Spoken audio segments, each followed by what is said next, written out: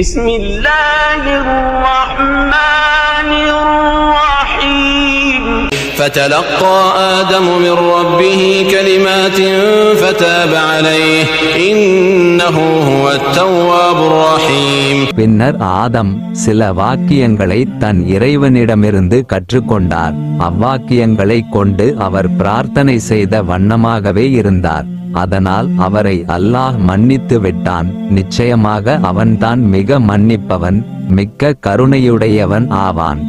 قُلْنَا اهْبِطُوا مِنْهَا جَمِيعًا فَإِمَّا يَأْتِيَنَّكُم مِّنِّي هُدًى فَمَن تَبِعَ هُدَايَ فَلَا خَوْفٌ عَلَيْهِمْ وَلَا هُمْ يَحْزَنُونَ.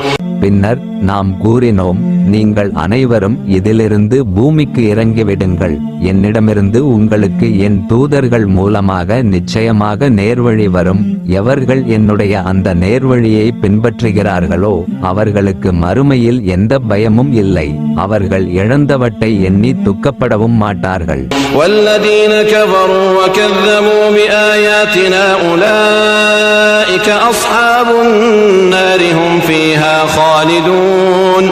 ஆனால் எவர்கள் அல்லாவின் நேர்வழியை நிராகரித்து நமது வசனங்களை பொய்யாக்குகிறார்களோ அவர்கள்தான் நரகவாசிகள். அவர்கள் அதில் என்றென்றும் தங்கியிருப்பார்கள்.